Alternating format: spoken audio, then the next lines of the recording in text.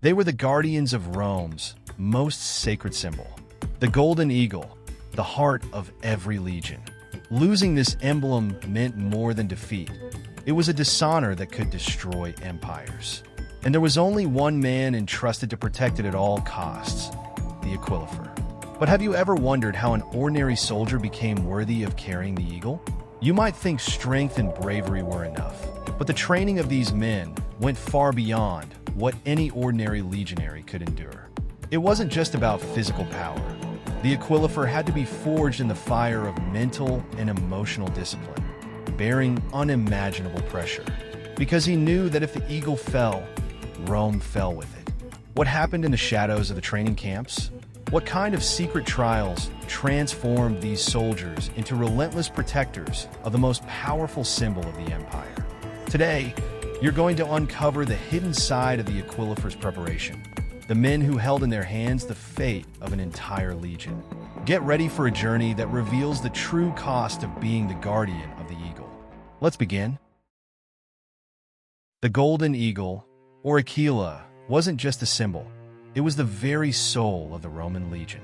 Every legion marched under its wings, and its presence in battle was a constant reminder of Rome's supremacy. Losing the aquila meant more than defeat. It was a catastrophic blow to Roman pride and power. The eagle was the embodiment of the empire's strength and unity, an unyielding force that inspired both fear and respect in their enemies. To carry, it was not just an honor. It was a burden of immense gravity.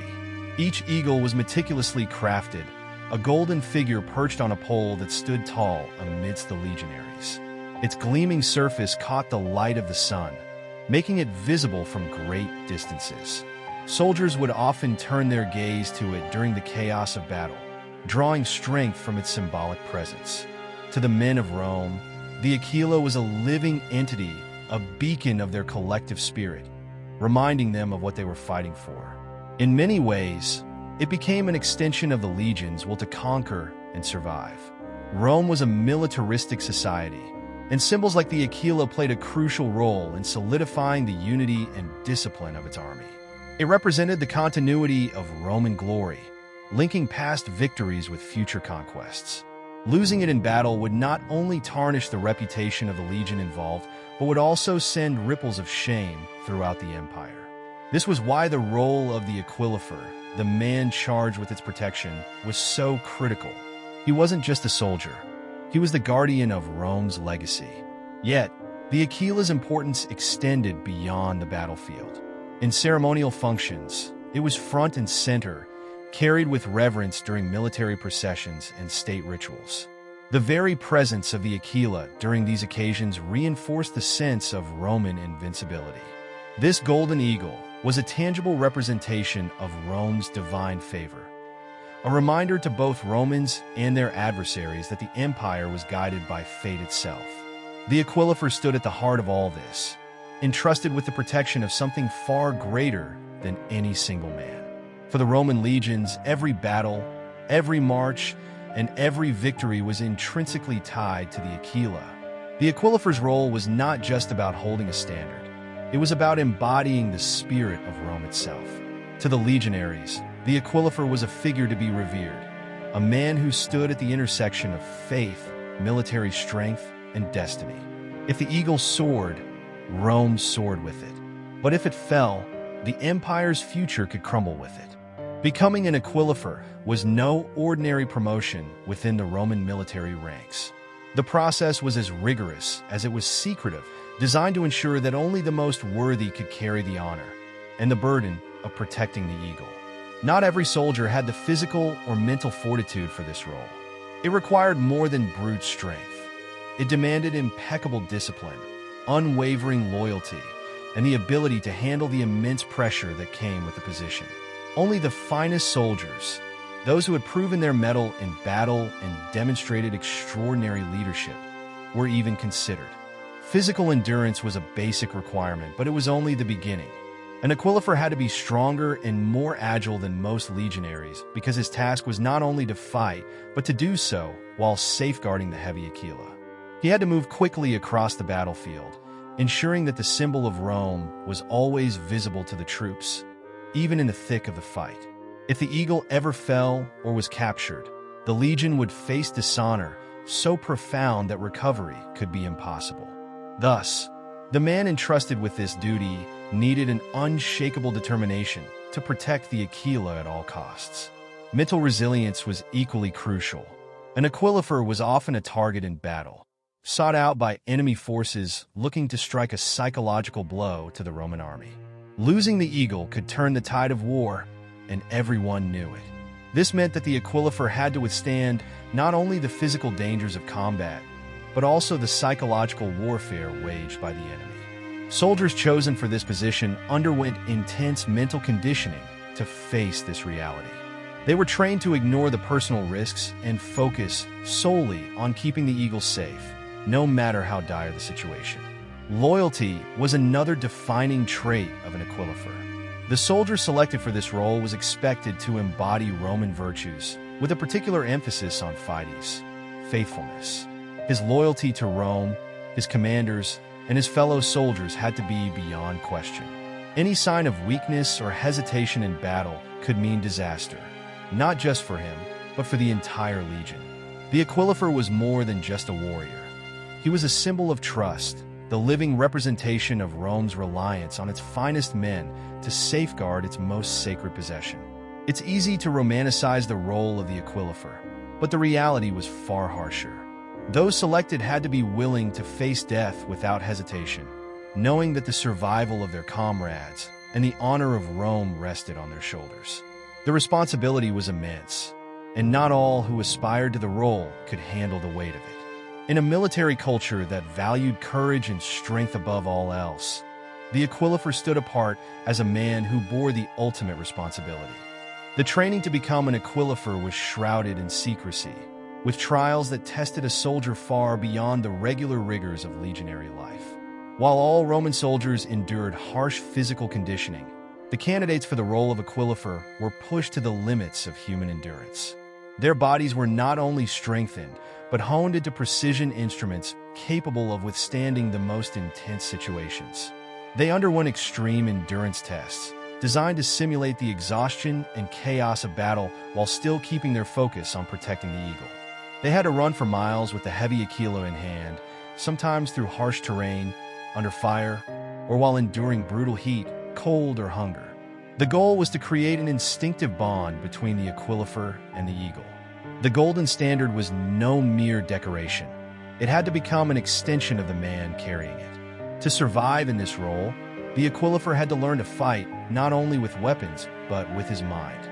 The constant presence of danger meant that he needed to master the art of tactical awareness, always anticipating the movements of friend and foe alike.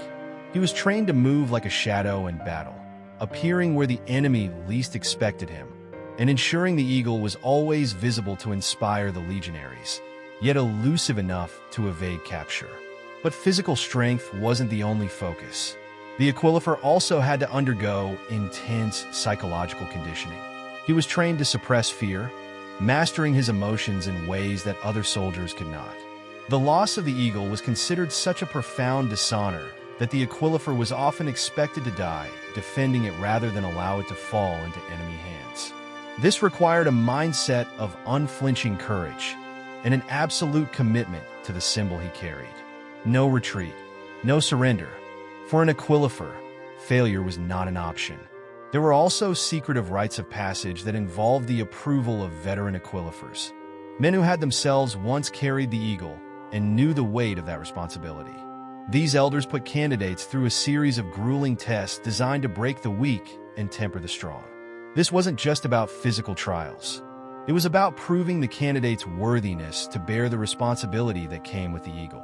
Many did not survive these trials, and those who did were forever changed, their loyalty to Rome etched into their very being through pain, exhaustion, and hardship. In the end, only a select few could call themselves aquilifers. The trials they faced ensured that the man entrusted with Rome's most important symbol was not only a fierce warrior, but also a man capable of enduring unimaginable stress and pressure. These soldiers were more than elites. They were Rome's ultimate defenders, tasked with ensuring that the heart of the legion, the eagle, never fell into enemy hands. The Aquilifer was often the last man standing in the face of overwhelming odds.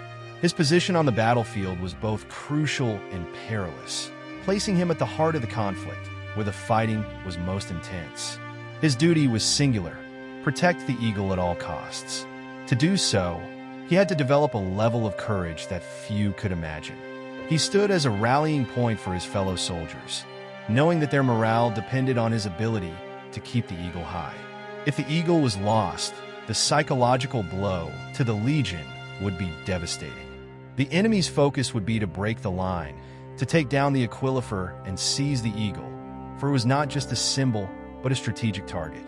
This immense responsibility weighed heavily on the Aquilifer every time he marched into battle. Unlike the other soldiers who could retreat if the battle was lost, the Aquilifer had no such luxury. His orders were clear: never abandon the eagle. To be chosen for this role meant accepting the probability that he would have to give his life to protect it. The pressure was unrelenting, as the fate of the entire Legion often rested on his shoulders.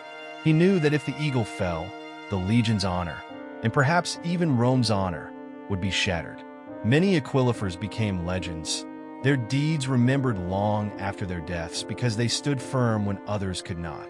While the physical toll of battle was great, the emotional and mental burden was even heavier.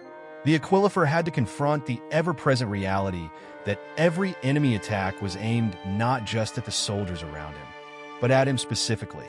He was the symbol that both sides focused on. His comrades relied on him, while his enemies sought to destroy him. The stress of such a role was unimaginable to most soldiers. And yet, the Aquilifer had to maintain a calm, focused demeanor at all times, inspiring those around him with his unshakable resolve. In moments of chaos, when the Legion risked being overrun, the Aquilifer became the anchor. His survival was symbolic of the Legion's survival. If he fell, it could signal the collapse of the entire formation, a fact that every Roman soldier knew all too well. The Aquilifer was often the last to leave the battlefield, sometimes carrying the eagle through enemy lines, dodging arrows and spears, while his comrades fought desperately to cover his retreat. In these moments, his life and the lives of countless others became intertwined with the fate of the eagle. Despite the pressure, many Aquilifers embraced this responsibility with pride. They understood that they were more than mere soldiers. They were the custodians of Rome's destiny. To carry the eagle was to carry the weight of an empire. For the Aquilifer, death was always a possibility, but dishonor was never an option.